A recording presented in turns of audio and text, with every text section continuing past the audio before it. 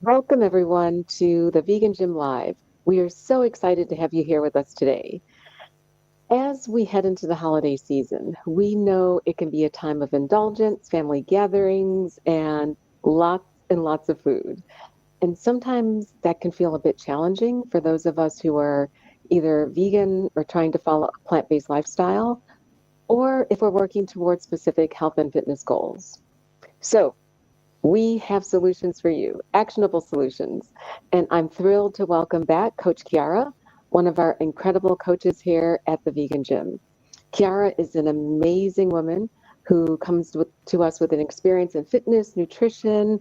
She's also a master at navigating social events while staying true to her vegan lifestyle and goals. So today, we want to answer your questions on how to thrive during the holiday season without compromising your plant-based or your vegan values or your health and fitness progress. So we're going to discuss a whole range of topics, but most importantly, Chiara, welcome back to the Vegan Gym Live. Thank you, Daphne. I'm so happy to be here again. Chiara, can you remind the community, or for those who are meeting you for the first time, how long have you been vegan? And just to give them the perspective on the experience you have at navigating social situations. Absolutely. I've been vegan since 2014 and actually lived in three different countries and often come back home. So I've been vegan in four different countries. And obviously, every country has pros and cons. But yeah, definitely have made a lot of holidays and yeah, pushed to get my own food or for my family to respect that. And I imagine living in three countries, frequently you attend social gatherings or holidays where there's not necessarily, you may be the only vegan. What are some of your tips for sticking to a vegan diet when there's a lot of non-vegan options at holiday gatherings? That's a great question. I also always wonder that, but I'm also one of those people that barely leave the house without food. I will always have some kind of food with me.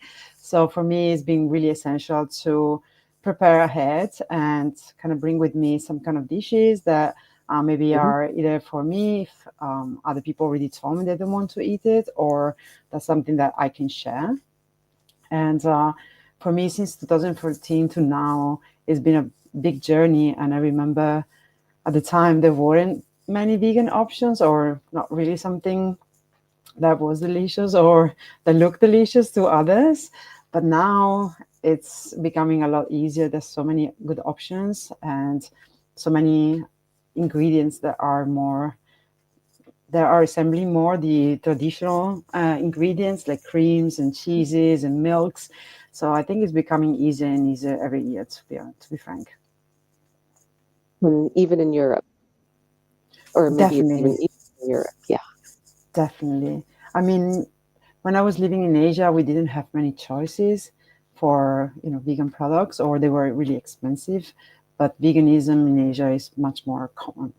So to bring some tofu or to find some tofu on the table weren't very strange. Germany on the other side and Italy on the other side is very heavy on meats and sausages. So it was a little bit more complicated for that for the holidays. But now the supermarkets are just really, they have a lot of choices, even for desserts, which are my favorite usually. So I know that maybe Thanksgiving isn't necessarily a European holiday, but just knowing we're going into the November, December, January holidays, can you share what are some healthier vegan alternatives to what we would consider traditional holiday dishes? Yeah, absolutely. So as you said, I'm not really experienced with Thanksgiving as our American athletes are, but definitely I've done my fair share of Thanksgiving with international friends. Anything that, yeah, resemble like a little bit of a meat texture, I think it would be good. It would be a good plate to bring. Something like a meatloaf, for example, made with TVP and similar spices. So obviously trying to replicate something that is already traditional for that time that can feel very comforting. Bringing a quinoa salad to, Thanksgiving dinner maybe is not the best choice. It's more a Mediterranean summer dish.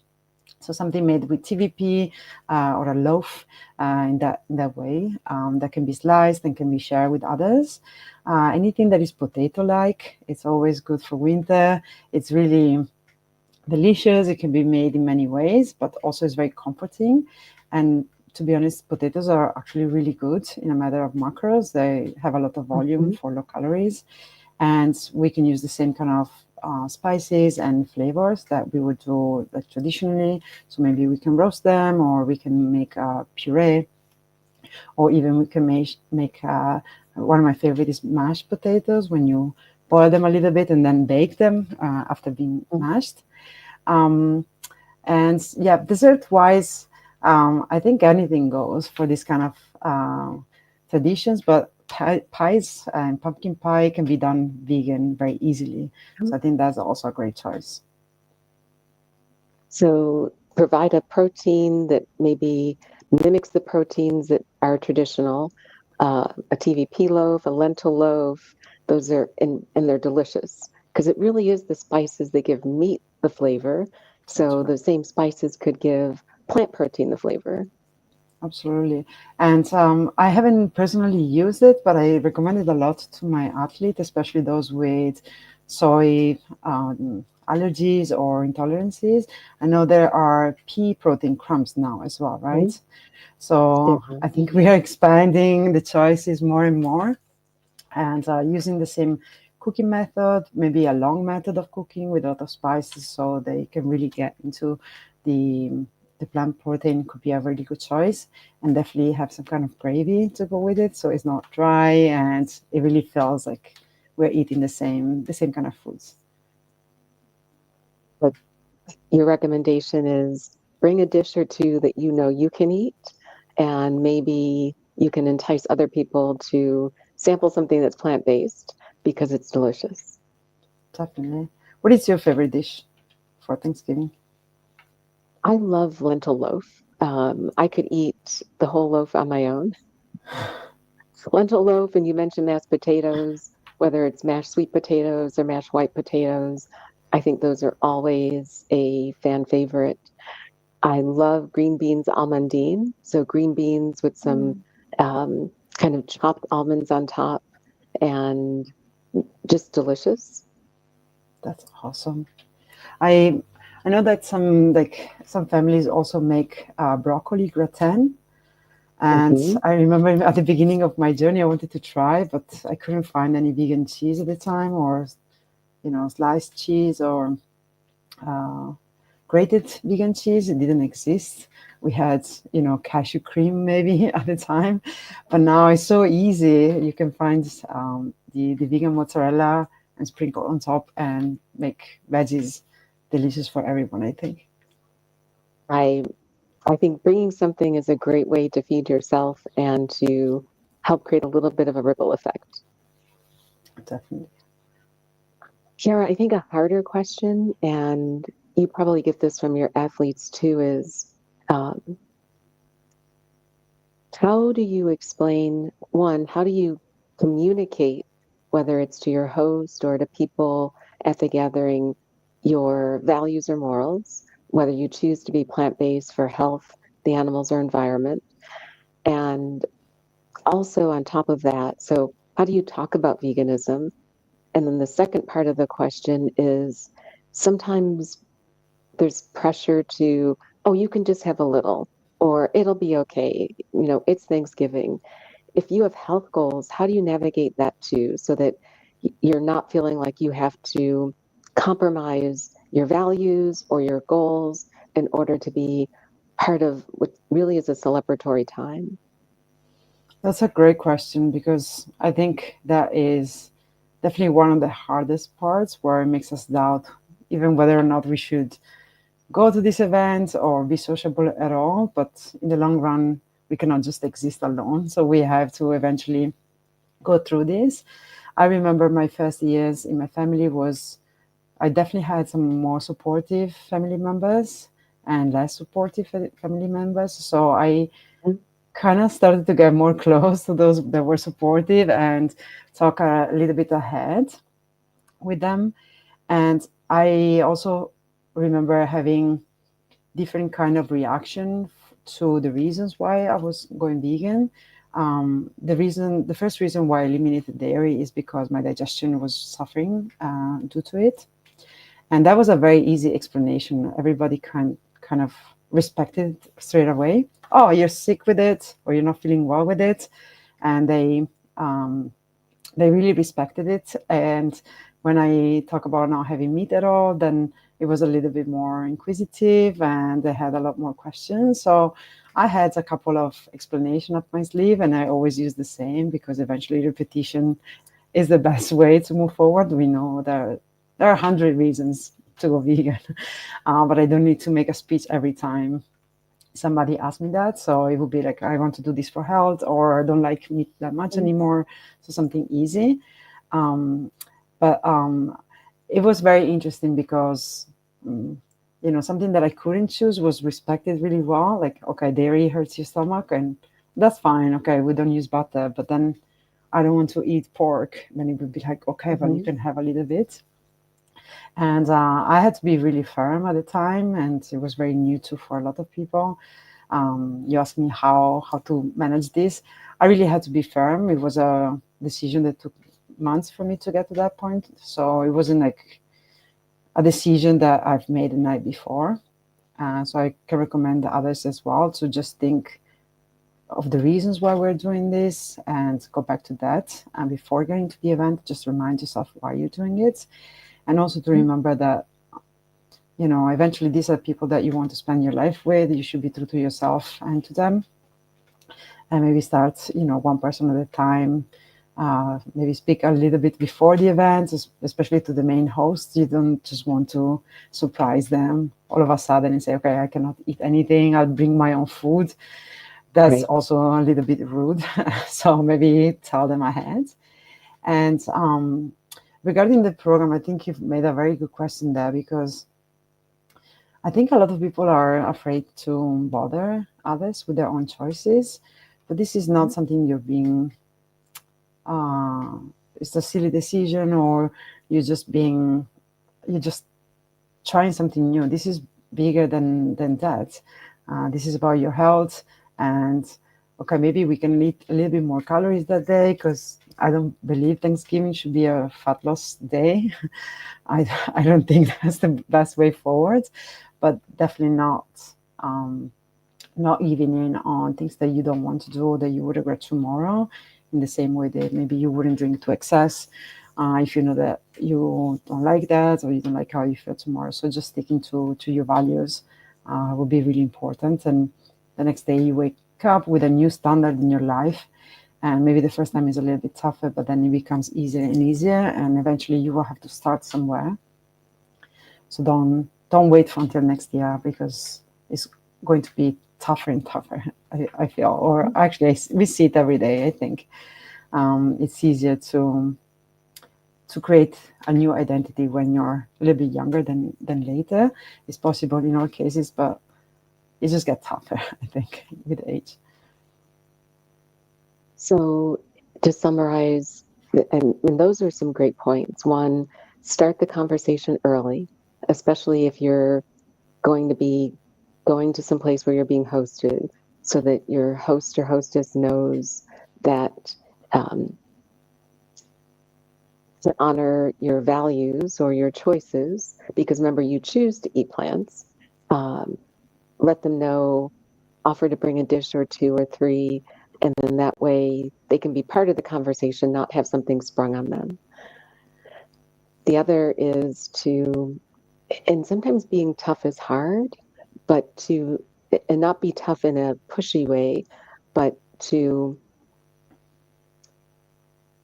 honor your values, to honor yourself, to honor what's important to you, but to hold firm and not defer it till, well, I can wait till next year and let them know.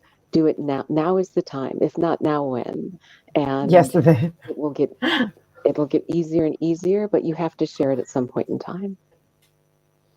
and I mean, people can go. I feel there's always two ways to go. You can be fully honest about what you do, or maybe ease into it. That's an easy way to do it too. Is just say I don't like it, or I don't like it anymore, Huh? and that closes the conversation usually, which is funny enough. It's like, oh, yeah, I was sick with it. I don't like it anymore. The conversation is closed there. But I do recommend being honest, because then you're gonna have to find yourself lying every time, and that's also not great. No, it's hard to sustain that too.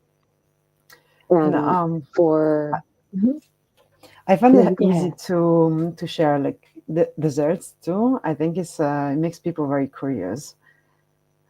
Do you find the same? Like to bring a vegan dessert, people are not always like are generally more fine with that. A lot of times they don't know.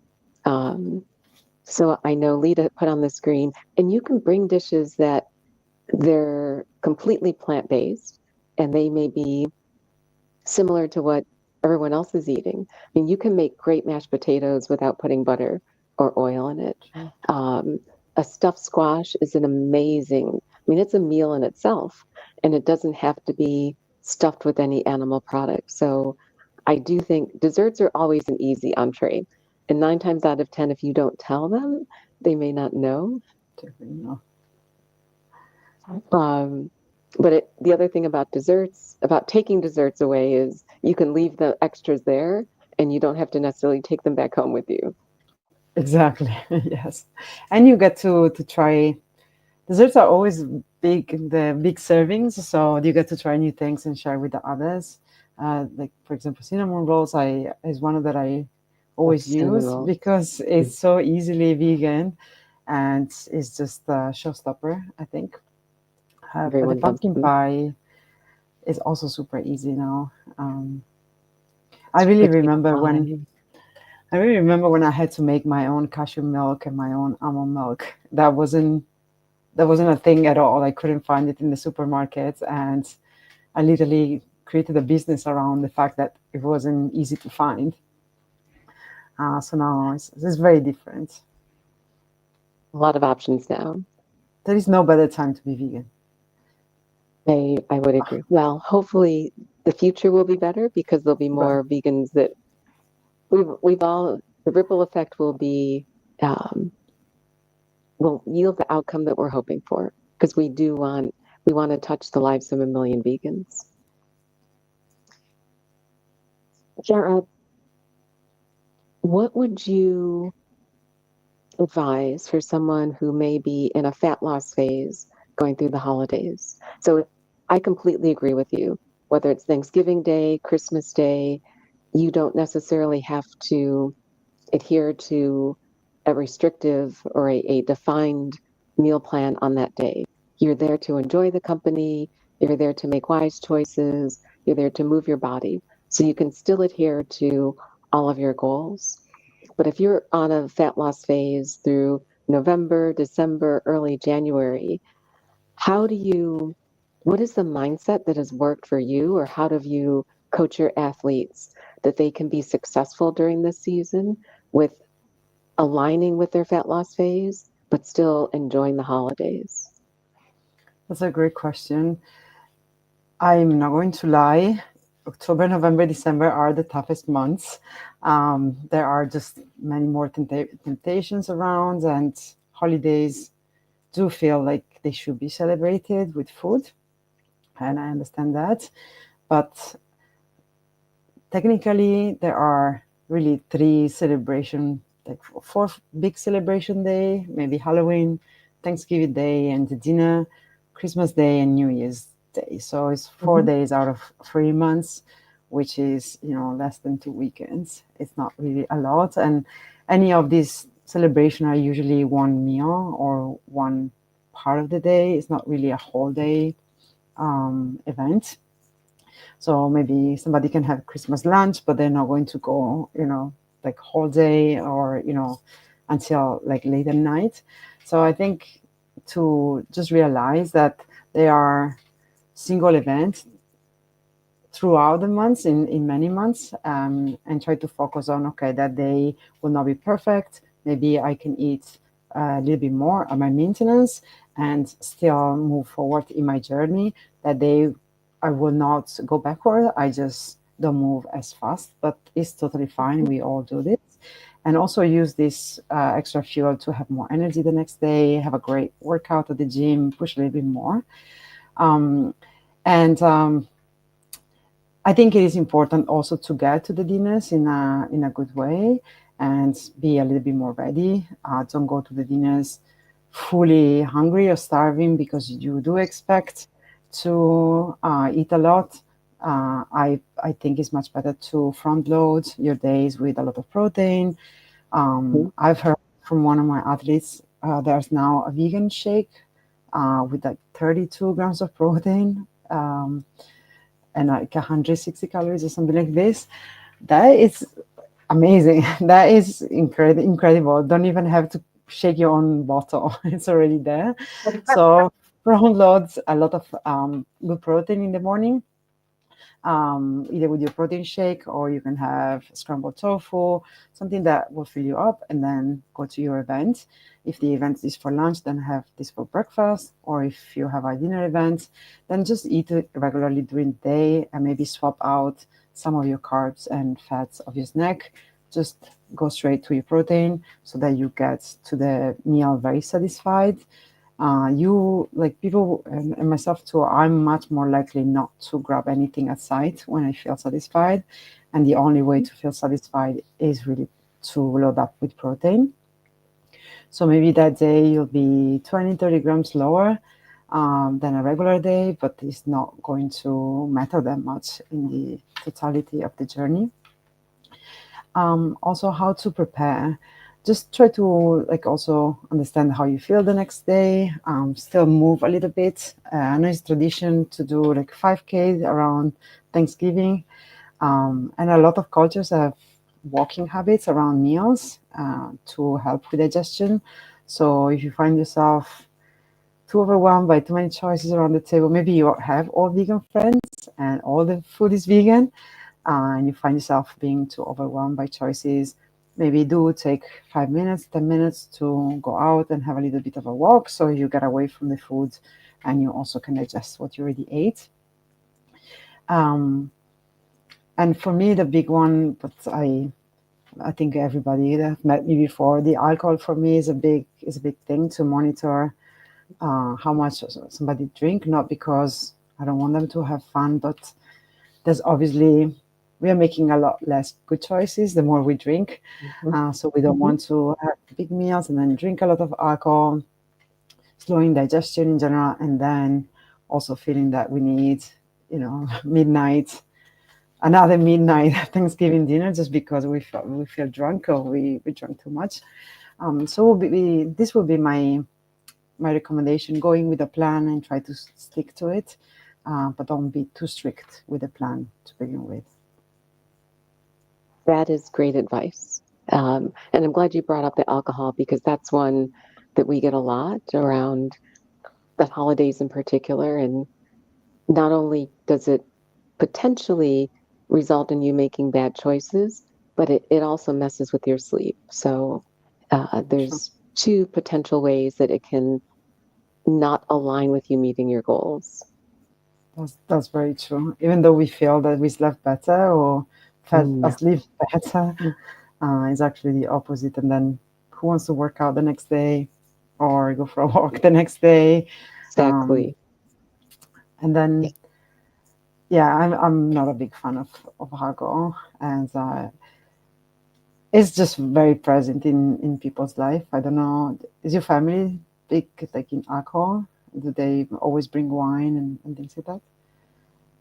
Um, I mean, yes and no. We fortunately, in my family, we weren't big.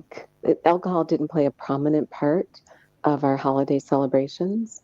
The biggest would probably be, some champagne on New Year's Eve. But I didn't grow up around a lot of alcohol, so it wasn't something, and I don't drink now, so I don't really miss it. Um, but to your point, I don't like the way it makes me feel the next day. So I choose not to consume alcohol, maybe a glass on New Year's, one because of health reasons, but the other just because I it doesn't make me feel better.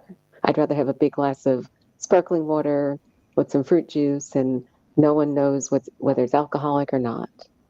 Yeah. I grew up with a lot of alcohol in my house. We are wine Really. producers. So we produce red wine and then we exchange Uh-huh. it for other alcohol. So maybe we produce red wine of one type and then we exchange it for Prosecco or for white wine. So we always Mhm. have huge selection. And I know my family is, well, they drink alcohol at every meal. So there's Mhm. always a glass of wine. And then they drink twice or three times as much when they are in a big group, in a company. And I think more than the food for me in the recent years is being the drinking that my family pushes, my friends push a little bit Mhm. more.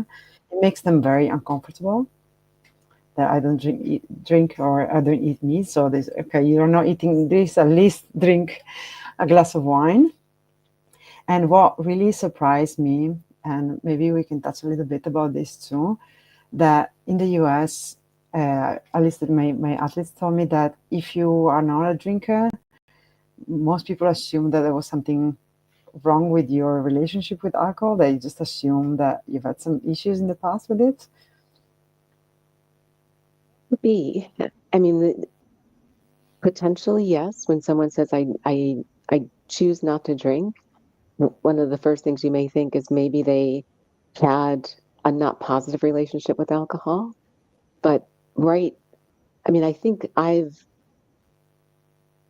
progressed or matured into the perspective that that is their choice. Whatever the root cause of that decision is, it's not mine to judge. I just respect what their decision is. Yeah, I like that. And I think sometimes now because of my job and my friends and family know what I do, and also they comment a lot. It's like, oh my God, you have so much muscle, or you look really good. Because I didn't really used to look like this growing up. So now they just assume, okay, she does sports, so that's why she doesn't drink. But at the Huh? beginning, it was a little bit more tough because they also assumed like something was wrong or something happened. So if anybody's listening to this and they don't want to drink these holidays and they really make a plan not to drink, try to be sure about your how you communicate. There's nothing wrong about not drinking. Uh, I don't think I don't think anybody should Right. make us feel bad for not drinking. And yeah, same. You can go with a lie or a white lie about why you don't drink, or you can tell the honest truth. But you shouldn't feel peer pressure into doing something you don't want to, especially if you're driving or you have some responsibilities that night. Um, I know that this celebration is going to be a little bit tough to say no to everything. So eventually, we might cave into something. Okay, I'll just have a glass of wine. Just don't talk to me anymore. One thing I learned years ago was from a behaviorist who I was working as part of a program, and she would always advise people when you're going to make that decision, just ask yourself first, will that help me meet my goals? Uh, and you can choose to proceed, but at least stop and pause and then ask if I choose to drink this, if I choose to eat this, if I choose to make this decision, one, will it help me meet my goals, but also does it align with who I am and who I want to be? And for me, what's really also important in this journey, I mean, you and I and everybody here in VSA, I think we saw the kind of impacts that starting this program and any health program when it's done well can have. And I feel it will be a missed opportunity to not make the most of it. There are many people that would love to be, able to do a program like this and aren't able because of maybe financial constraints or not are not supportive partner. So I feel once you are in a program like ours or in a health program or you just want to be healthy for these months, make the most out of it, because it's Mhm. an amazing opportunity.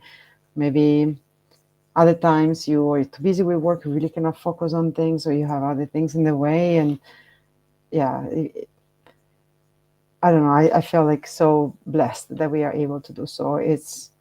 We're not taking anything away. We are actually really adding to our life because of the good choices we're making. And Chiara, that is the message that I would like to close our conversation with today. Yes, we're adding to our life by the good choices that we're making. Chiara, Thank you, thank Daphne. you so much. This has been an amazing conversation. Likewise. And I hope all of you listening take to heart what Coach Chiara shared about one, stay true to your values, two, be kind to yourself, and most importantly, enjoy every moment. We care about you. We're going to make sure that you have a wonderful holiday and you're going to crush your goals. But in the meantime, if you love this conversation, please share it with someone else so that they can learn how to have tough conversations and ensure that when they make a decision that it will help them meet their goals. Thanks so much for listening. Until next time, be well.